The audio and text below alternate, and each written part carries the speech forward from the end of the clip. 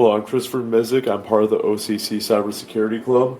I'm going to do a little demonstration about how to make your own Ethernet cable. We do these type of things in the club all the time, so if you guys find this interesting, come on in. We'll do this together. I'll teach you how to do it. So, our finished product today is going to look something like this right here. This is a finished cable. We got the RJ45 little head right here. We got the little cable protector, and we got the cable itself. This is a Cat 5e cable. Yeah. So in my little tool bag, I got a cable tester right here. It tells me if the cable is working, what's wrong with it, or if I even made the cable right. We got my crimping tool. This is actually a multi-tool because it has a RJ45 RJ10 port right here to crimp down the actual heads, and then we got two blades on it. One has just like a little, it doesn't go through all the way, and we got this one that does go through all the way, and then we got this little part right here which helps strips your cables. But I don't need that because I got my own wire stripper right here, and this is all part of the Klein Tools kit. I would recommend it. This one right here just helps us strip off the outer layer of our wire, so this white part right here. Then some extra things I got on the tool case right here, just a little pliers, wire cutter, my bad. Got a little X-Tracto knife and a punch down tool. Right now, we won't need a punch down tool, won't need this knife. We'll need these since we are using pass-through cables. So, first things first, you're going to want to get your wire. I got a bunch of this wire, but we're going to want to measure it to size first. So let's say I only need like about a foot of it. What we're going to want to do is overestimate, because you're probably going to mess up on this if it's your first time. Or if you are installing this into, like, let's say a data center, you're going to want to leave that foot-long service loop, just so if someone needs to cut off the end that you did and put on a different connector, or the connector's coming loose and they need to replace it, you give them a lot of room to work with. So this cable, I'm going to be using in my server room actually, so I'm going to try to make it right. So first things first, going to snip off the amount that I need and just put the rest of the cable over there. Going to take the wire stripping tool, going to figure out what side is right. And I'm not really used to using this pass-through cable. I like the harder one. I prefer it, but this one is more user-friendly. So what you're going to do is just give it a few good twists, cut off the white outer layer, just kind of bend it a little, it'll pop right off. Now it's going to come into, you can see the twisted pairs right here, so I like to separate them by color. And once I get to that part, I stop and I take a look at this little manual, because I can't stress this enough. You want to make sure that you're following the right color pattern, because if you don't do this correctly, you're going to have switch up wires and it's not going to work. Because on the other end, if you do it correctly by the guide, then you're not going to pass this little test right here. Your computer's not going to work with the cable and all that. So after I kind of sort them out into the colors, just like to check the guide again. I always do this. You can see how there's different standards right here for RJ11 and RJ45. First off, ignore RJ11. We're not going to use that. We're going to look at the RJ45. I usually go with this first standard here, just because I like it better. No particular reason why I do that. So I'm going to start off with orange, since that's right there. So what I'm going to do is locate the orange, kind of do a little pinch around that, It's going to be striped orange, orange. So I'm going to just start by sorting it out. So striped orange right here, and then orange. I'm going to go back here. It's going to be striped green, so I'm just going to get the striped green in a better position. Okay. Then it's going to be solid blue, then striped blue, and then solid green. So I'm just going to move these around. It doesn't hurt to keep peeking at that guide because you want to get this right. So solid stripe, then green, and then for the last two brown pieces, they're going to be stripe and then solid.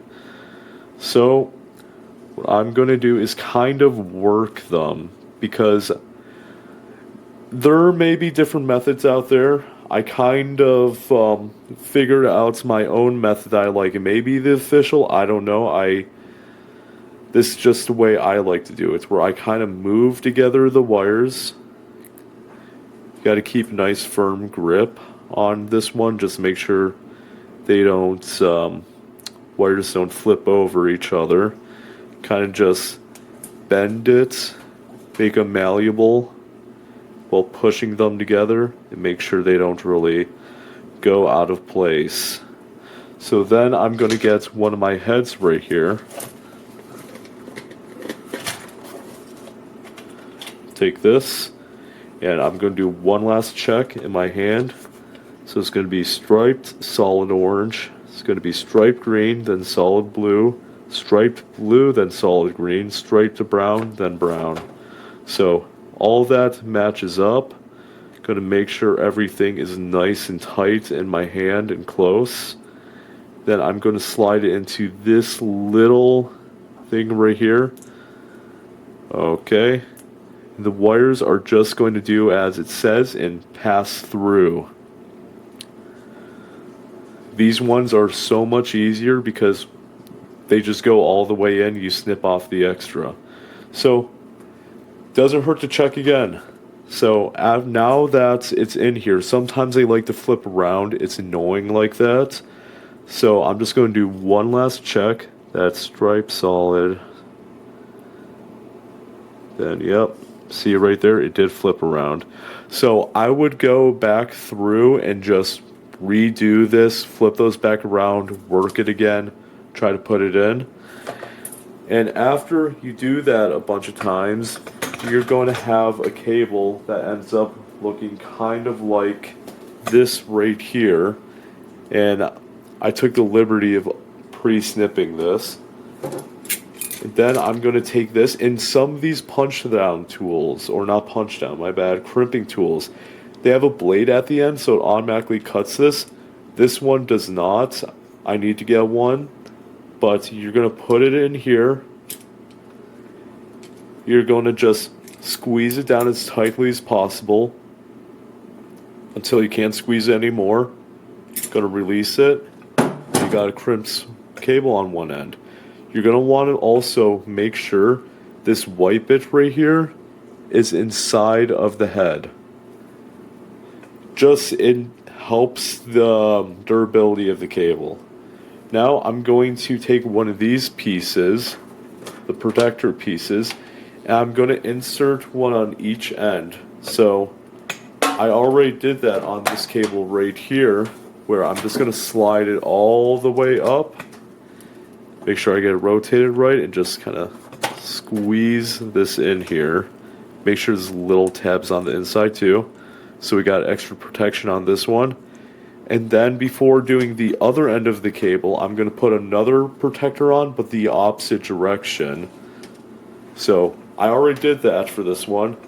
So after you put the one on in the opposite direction, you're then going to redo the step that you did for this first one onto the other side. Then you're going to have a working cable. So, after you built your cable, what are you going to do now? You're going to test it. So I'm just going to turn this on right here.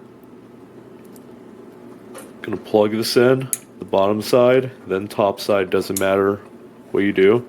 Now this cable right here, I messed up on. You can see how a lot of them are actually not working.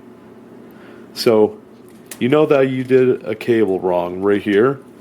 What you're going to want to do now is take your guide right here. You're just going to look and see what you did wrong. Once you see what side of the cable's wrong, you're then going to just take this, snip the end of the cable off. You're going to keep the protector piece, but unfortunately once this is crimped down, you can't undo that. So you're going to have to throw this out and just start again on this side with the protector piece on. Once you do it right and have a working cable, we're going to have something more like this where I'm going to turn the light on that again. We're going to plug it in on the top and the bottom. And it's going to show a 1 through 8 pass right here. Your tool may be different to check the wire. Like this one, of course, can unplug too. All of these are different. But it's going to say that you pass mainly. So that's how you know if you have a working cable on here. Otherwise, that's how you make your own Ethernet cable. And if anyone is interested, just check our website for a club meeting, show up, and we may have this out. If you want to request that we have another lab where we make actual Ethernet cables, just shoot us a message, let one of us know, and we'll bring in the materials. It's free to do. You get to keep your own cable, and it's pretty funny, useful skill for the IT space.